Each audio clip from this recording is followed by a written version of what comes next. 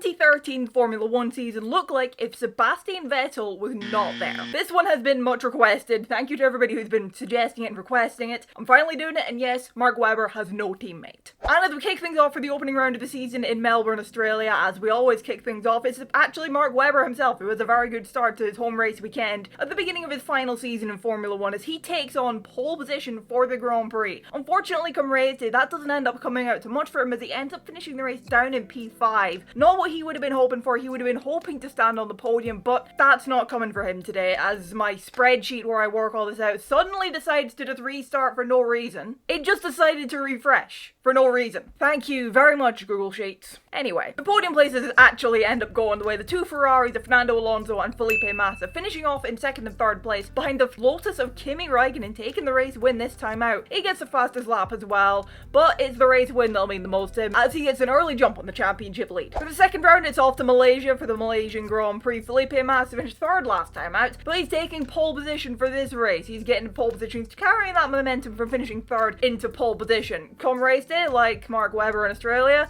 doesn't even turn into a podium for him. It actually ends up being P4 for him. And at the front of the grid, well, there's no multi-21 for Red Bull because you can't have multi-21 when you only have one car. Mark Webber sails to race victory ahead of the two Mercedes cars getting their first podiums of the season, with Lewis Hamilton finishing in second place and Nico Rosberg round off the podium in third place. Lewis Hamilton getting his first podium place finish for Mercedes. It's off to Shanghai in China for the third race of the season, the Chinese Grand Prix. Lewis Hamilton's in his early days of Mercedes at this point, a partnership that would go on to be quite successful, to say the least, and a partnership that right now, I'm going to be brutally honest, kind of looks like Lewis is slowly starting to give up on Mercedes. I mean, the man's going to Ferrari next year, and Mercedes don't look great right now, so can you really blame him? But at this point in time, we're looking at 2013, and here at the Chinese Grand Prix, he takes pole position, his first pole position for Mercedes, but he continues the trend of the pole sitter going backwards come race days. He finishes off on the last step of the podium in P3, behind the Lotus of Kimi Räikkönen finishing up in second place, getting his second podium of the season. Meanwhile, Fernando Alonso continues his trend in these first three races of either finishing on the podium or DNFing as he takes his first race win of the season. He gets the first win on the board for Ferrari as he tries to get a championship challenge underway. Bahrain is coming up next at the Sakir International Circuit, and the pole position this time out is going the way of Nico Rosberg for Mercedes. He's taking pole position, but the trend of the pole sitter going backwards continues as he doesn't finish anywhere near the podium. He ends up finishing the race down in P8, not the race he or Mercedes would have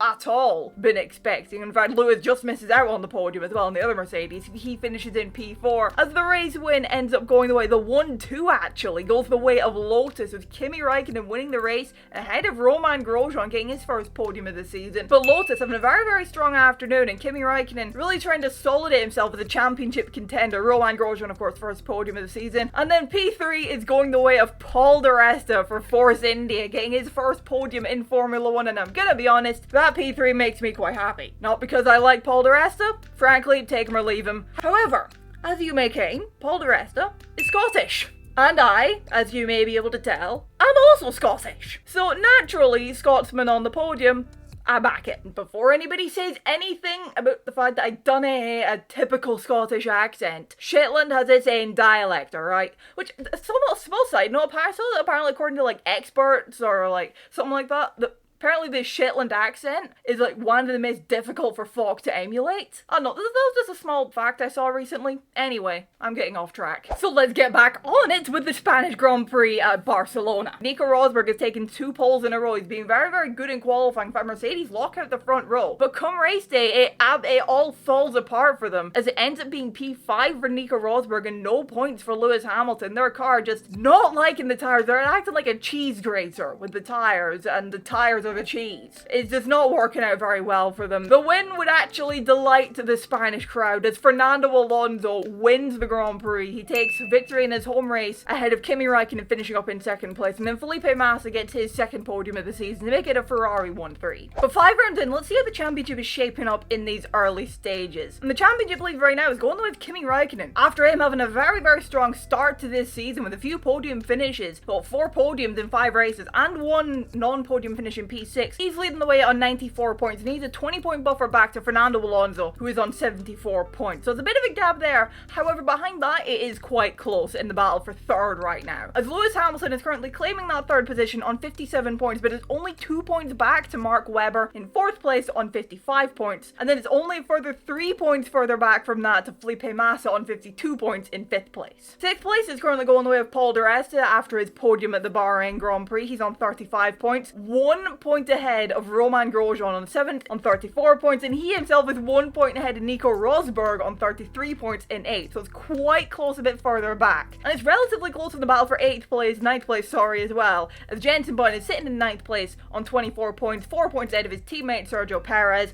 on 20 points. And here's the graph of the chart, the whatever you want to call it, I introduced last time, or rather whatever it is called. Line chart, I believe. I still haven't figured out exactly what this kind of chart is called. Please someone let me know in the comments. I should have also just looked it up, but whatever. We're 5 rounds in to the championship. You can see how close things are between Hamilton and Webber here. Hamilton in the icy blue and Webber in the dark blue. Then you have Kimi up at the front. He's got a good lead at the moment. As we said, 20 points is his lead over Fernando Alonso, who's there in the red in the middle. So that's how things are shaping up. I quite like this chart, which is why it's come back. I quite liked it, just visualizing things. In the Constructors' Championship, it's close at the top, with Lotus currently leading the way on 128 points. The Ferrari's 126 in P2. Mercedes are claiming the third spot on 90 points, so a bit of a gap back, but I expect Mercedes will catch up as the season goes on. However, it's a bigger gap back from Mercedes to a 4th and 5th place. As 4th place is going the way of Red Bull, 55 points for them,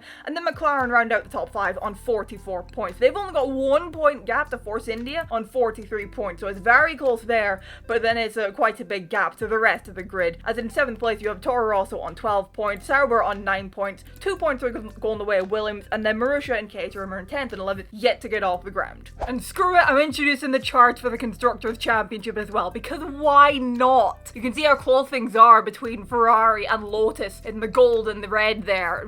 Only 2 points between the Mercedes are a little bit further back at the moment, but I do expect them to really come on as the season kind of goes and continues on, and I expect to see them kind of getting themselves further closer to that battle. For the 6th round of the season, it's off to Monaco, as that has been the case for round 6 for the last few of these videos, and Nico Rosberg has taken his 3rd consecutive pole position this time out. Now, so far this season, there's been a bit of a trend of the pole sitter going backwards come racing. In fact, so far in the first 5 races, the pole sitter only finished on the podium once, and that was Lewis Hamilton in China. Can Nico Rosberg break that trend? If you recall to the Monaco Grand Prix weekend of 2013, you know the answer is yes. Yes, he can break the trend, as Nico Rosberg won this race in real life. He still wins it this time out. He gets his 1st race win of the season, his 2nd win ever in Formula 1. He takes the race victory ahead of Mark Webber, finishing up in 2nd place. And then it's Rosberg's teammate Lewis Hamilton who ends up rounding off the podium in P3. Next is a one-half trip across the pond to Montreal, Canada for the Canadian Grand Prix.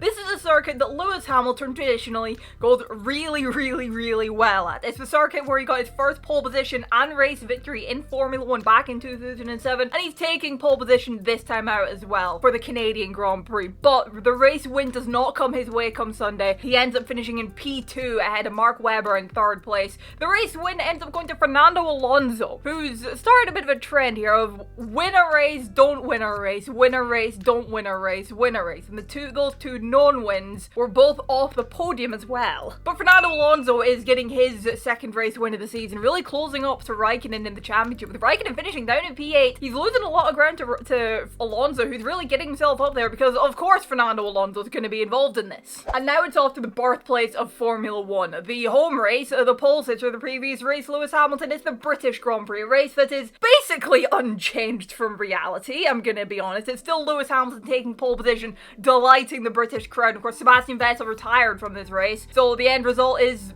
unchanged to what it actually was in real life, as Nico Rosberg survives all the tyre blowouts happening around him to take the race victory ahead of Mark Webber in 2nd place, and then Fernando Alonso rounding off the podium in P3. The penultimate race before the summer break is up next, the German Grand Prix, which sees a slight alteration in the tyre structures following all the madness of all the blowouts from Silverstone, and Lewis Hamilton capitalizes with his 3rd consecutive pole position. He's running high in qualifying right now. However, it turns into another 4th place finish for him come race day. he misses out on that podium finish, which ends up going the way. The race win, it's Kimi Raikkonen getting his first race victory since the Bahrain Grand Prix back earlier in the season. And it's another Lotus 1-2 as Romain Grosjean finishes in second place, this time out ahead of Fernando Alonso for another P3 finish for the why was I about to say Austrian driver? Spanish driver. And now for the final race before the summer break. It is the Hungarian Grand Prix. This is another circuit that historically Hamilton goes very well at. He continues that. This time out, Hungary, he ends up taking pole position and the race victory. Really, Mercedes taking advantage of the change in tyre compounds, or well, one car anyways. Nico Rosberg ends up retiring from the race. But Mercedes kind of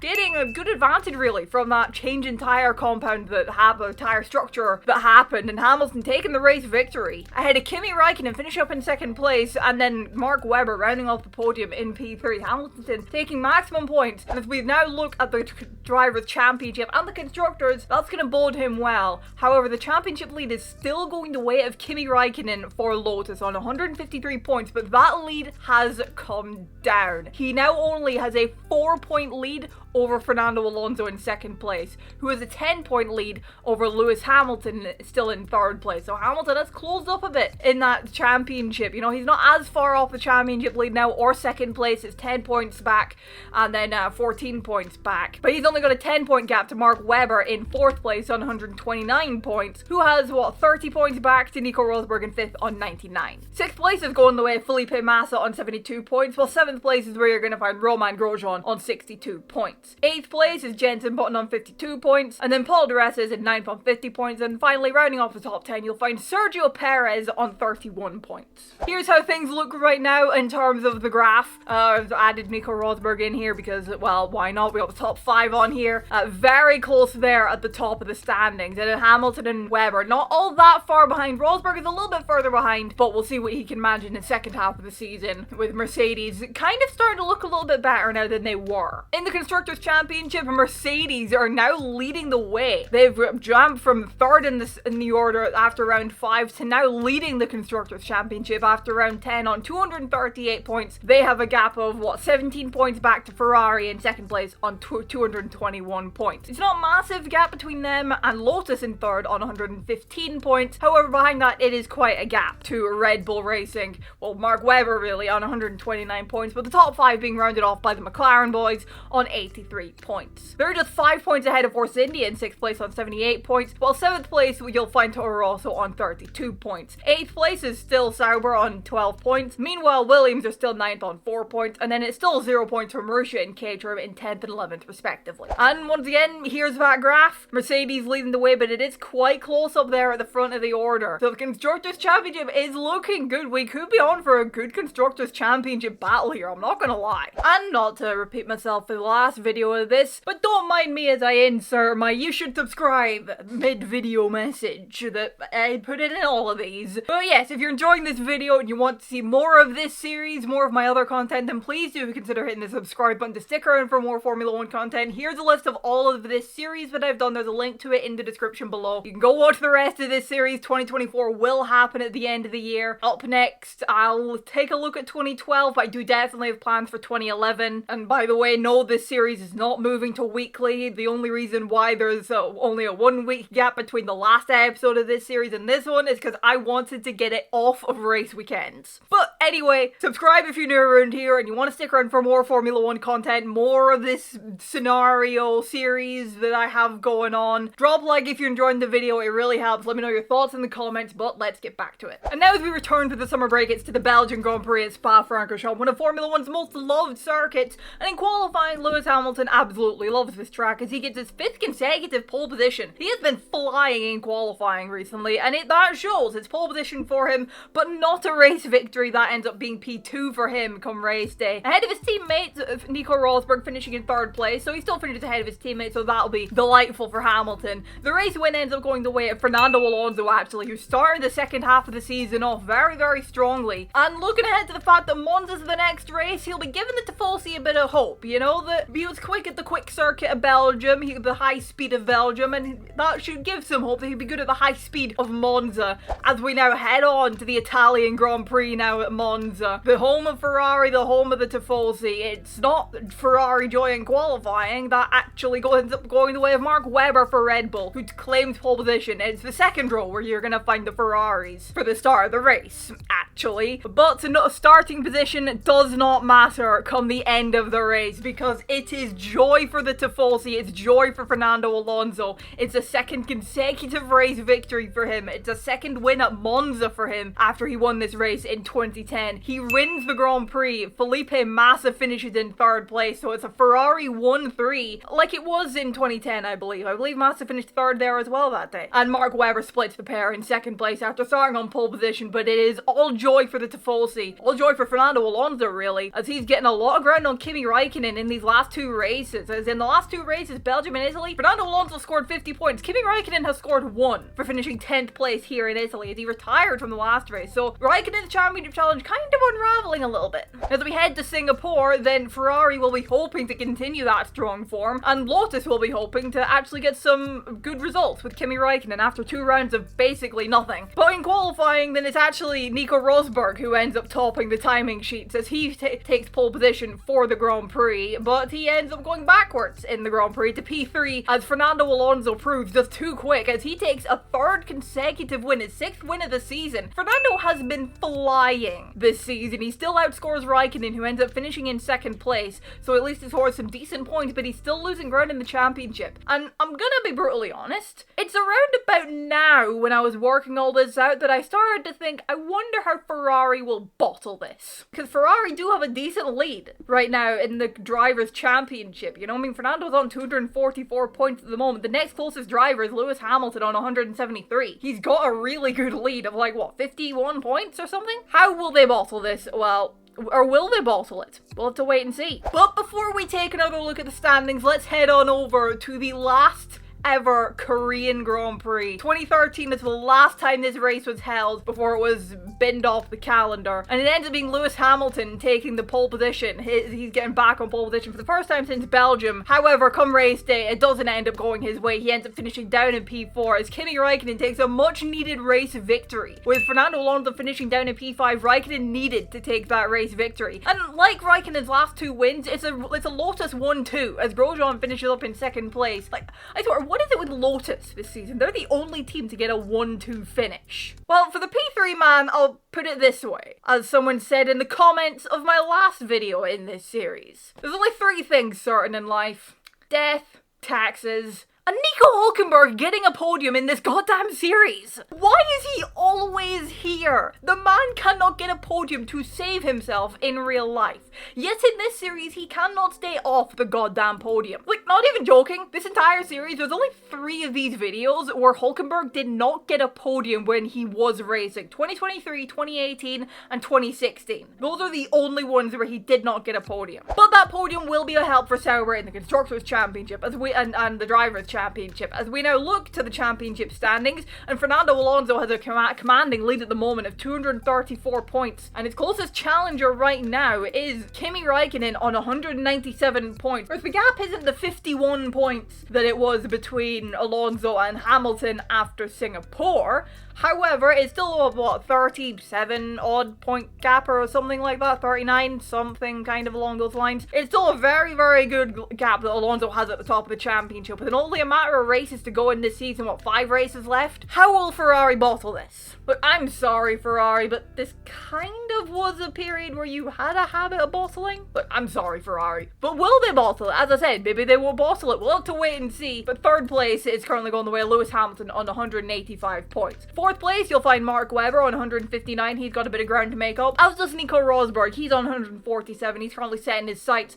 on Mark Webber's 4th place. 6th place is where you'll find Felipe Massa on 113 points, while 7th place is Romain Grosjean on 92 points. 8th place is Jenson Button on 78 points, while 9th place is somehow, despite DNFing in the last 5 consecutive races, Paul di Resta is still in the top 10. I'm not entirely sure how, but he is. But he's still on 50 points, and then Nico Hülkenberg has rocketed up into the top 10. He's in 10th place on 44 points. Here's how things look on the graph on the chart. Fernando Alonso has a very commanding lead at the moment. You can see the gap there he has to Raikkonen, who's being closed up by Hamilton. They're not too far apart. And there's a bit of a bigger gap back to Mark Webber, and then Nico Rosberg, who's currently closing up on him. So we'll have to see how things will work out. Can Ferrari hold on to this? Can Alonso do what he couldn't do in 2010, what he couldn't do in 2012, and actually win the championship with Ferrari? In the constructors, it is Ferrari leading the way there as well on 347 points, but things are a lot closer there. It's only 15 points back to Mercedes on 332 points. Things are quite close there. So as I said, I think we're on for a really good end in the constructors championship here. Third place is going the way of Lotus on 289 points. They're kind of on their own, as are Red Bull in a way, 159 points for them, while the top 5 is still being rounded off by McLaren on 118 points. Below that, Force India are in 6th place on 84 points, while 7th place is going the way of Sauber. Now they've managed to rocket up thanks to that podium with Hülkenberg on 46 points, but they're only 4 points ahead of Toro Rosso on 42 points, while the bottom 3 is the same as it was before, 5 points to Williams, and still nothing for Marussia and Caterham. And you can really see how close things are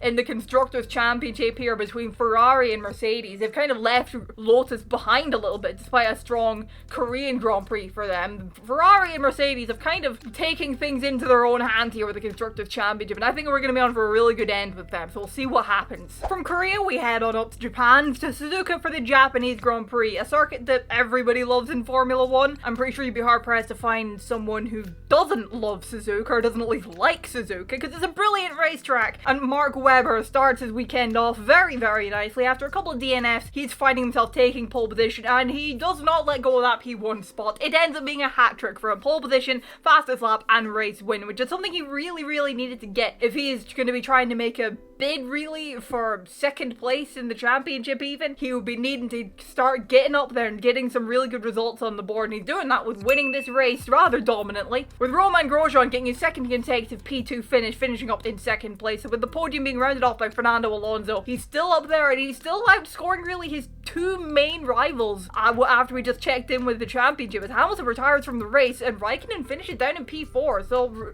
Alonso's still outscoring them. And he'll be hoping to continue that as we head on over to the last ever Indian Grand Prix. The last time this race was held, this year was the last time the Korean Grand Prix and the Indian Grand Prix, if I'm not mistaken. And of course, this was a race where in real life the championship got wrapped up with Sebastian Vettel, but Vettel isn't here this time, and the championship will not be wrapped up just yet. But in qualifying, then Nico Rosberg ends up taking the top spot as he gets pole position. His first pole position since Singapore, and unlike Singapore, this time he does not go backwards. Nico Rosberg translates pole into win on Sunday, which will be delightful for him and really good for him in his bid to try and catch up to the likes of Webber and Hamilton and really make a charge for the top 3-4 places. As second place for the third race in a row goes to the way of Romain Grosjean, finishing in second place, while Felipe Massa rounds off the podium in P3. Now, Fernando Alonso only finished that race in P10, but we now head on over to the 17th round of the season at Abu Dhabi, the Abu Dhabi Grand Prix, not the season finale this time. Now, for the first time in this series, actually, for Abu Dhabi is not the season finale, it's the third last race of the season. However, despite finishing in P10 and being outscored by both Raikkonen and Hamilton, then Fernando Alonso can wrap up the championship this time out. With a 33-point lead over Kimi Raikkonen right now, who's his closest challenger, 250 for Alonso, and then 217 currently for Raikkonen. If Fernando Alonso can outscore Raikkonen by, 18 points, then Alonso will be world champion. He would need to finish second, really, and hope Raikkonen retires from the race, or Alonso wins the race and Raikkonen finishes, just off the top of my head, 7th or lower. We'll have to see what happens in qualifying for this race. Then the spoils go the way of Mark Webber, who takes pole position for this Grand Prix. We come to the start of the race while Mark Webber sails on off to try to go take another race victory. Only a third win of the season, actually. It all goes wrong for Kimi Raikkonen. He retires pretty early into the race, and Fernando Alonso, he does not finish in second place. He actually finishes in fourth, which means technically not quite the championship yet. However, as you may recall, Kimi Raikkonen, that was his last race of the season. He did not turn up to the last two races, and with Mark Webber and Lewis Hamilton now out of contention and Raikkonen not racing the last two races for, what was it, back surgery or something like that? I mean, I know things weren't great between him and Lotus, but we're just still running with Raikkonen does not do the last two races, as was the case in real life. So really, as we now head on over to the penultimate round of the season, the US Grand Prix, then really Alonso has done it, really. He is world champion because Webber and Hamilton can't stop him because the gap is too big, and Raikkonen isn't here. So Fernando Alonso, really, he doesn't even need to do anything in this race. He is world champion. He has done it. He has won the championship with Ferrari. But while the Drivers' Championship is basically done, it is still alive in the Constructors. We have a brilliant battle going on for the Constructors' Championship. As heading into the US Grand Prix, there is just 1 point separating Mercedes and Ferrari. 399 plays 398. Mercedes could win the Constructors this time out if they score maximum points, and Ferrari, both cars fail to score, but we'll have to wait and see what happens there. But it is so tight in the Constructors' Championship. But looking ahead to the racing action, it's Mark Webber who ends up taking pole position. It's his second consecutive pole position, and come race day, he'll be looking to have a strong result to try and hold on to finish in second place in this championship, and he does. He finishes in second place, outscoring his rival Lewis Hamilton by 3 points as he finishes in third place. But the P1 man, it is a new race winner this time out at the US Grand Prix. As for the first time since the 1996 Monaco Grand Prix, the French national anthem plays, and it plays for Romain Grosjean, getting his first race victory in Formula 1 with the fastest lap to boot. So while Lotus won't win the championship, they're not going to win either championship actually, it's still going to be delight down there as they do take the race victory nonetheless. First win for Romain Grosjean. But now let's take a look at how the battles are working out in the championships ahead of the final race. The Drivers' Championship is all done and sealed up. It was basically done and sealed up after the last race, when it was Kimi Raikkonen's last race. Fernando Alonso is your champion of this season on 274 points at the moment. But there's some interesting battles going on elsewhere. As the battle for second, that's not quite settled. It's a 9-point gap between Mark Webber and Lewis Hamilton. Kimi Raikkonen is still mathematically in contention, but he's not in contention because he's not here. He's on 217 points, 1 point behind Hamilton on 218, as Webber's on 227. Hamilton does also kind of have his teammate to worry about. Nico Rosberg is on 200 points at the moment, but he'll just really be looking to kind of try and overtake Raikkonen, really. See if he can overtake him, see if he can get his teammate, but we'll see what happens there. Grosjean and Massa are essentially confirmed in 6th and 7th on 168 and 136 respectively, but things are quite tight at the bottom end of the top 10, with Jenson Button in 8th place on 84 points, and he has Paul di Resta, about 17 points behind him on 67 points, but Paul di Resta is more going to be worried about Perez and Hulkenberg, who are tied on 64 points right there behind him. And then there is the rest of the grid. In the Constructors' Championship, a lot of the places are basically confirmed, with Lotus have confirmed to be finishing in P3 on 385 points, Red Bull are confirmed in 4th place on 227, and then there's McLaren on 148 in 5th place. Force India are in 6th on 107, to Sauber 74 points in 7th place. Toro Rosso are on 45 points in 8th. Meanwhile, it's 12 points for Williams in 9th, and then Marussia and Caterham are still on nothing. The only championship battle still going in the Constructors is for the championship. 8 points is the gap between Mercedes in 1st on 418 and Ferrari in 2nd on 410. It is coming down to the final round of the season at Brazil. There will be a championship showdown in Brazil, just not in the drivers, it's in the Constructors. And here is the respective charts, so you can see the massive gap Fernando Alonso has won the championship by right now. Webber's currently in 2nd, but he's got Hamilton to worry about, as Rosberg is also there. He'll be trying to aim to get ahead of Raikkonen, who is no longer on the grid. And then the Constructors' Championship, you can see how close it is here, how close it's been, how close it was at Abu Dhabi between Ferrari and Mercedes, how close it still is. It's all to play for between them in the final race. And now let's head on over to that final race of the season, the Brazilian Grand Prix. The season finale, as I said in the last video, a lot of people would love to see this return as the season finale. But Mercedes lead the way ahead of Ferrari Ferrari in the Constructors' Championship. Mercedes are having a very good start to their weekend to try and outscore Ferrari as they end up taking pole position with Nico Rosberg. So it's a brilliant start for them. Come race day, the win actually ends up going the way of Mark Webber as he takes race win number 4 of the season, his final race in Formula 1 as well. He is going out in style, he's going out with a bang, with a race victory. What a way to end off his time in Formula 1. And that means that he will confirm himself to be finishing in second place. He holds on to finish in second place in the championship, while Lewis Hamilton only ends up finishing down in P8 to end up with, and that combined with Rosberg only finishing in 4th. That, 16 points? It would be okay if Ferrari didn't score, or scored not as much, or didn't outscore them by 8 points or whatever. However, with Felipe Massa finishing in 6th place to score 8 points and Fernando Alonso finishing in 2nd place to take 18 points, Ferrari managed to get Mercedes, and Ferrari are Constructors' champions for the, 17th time?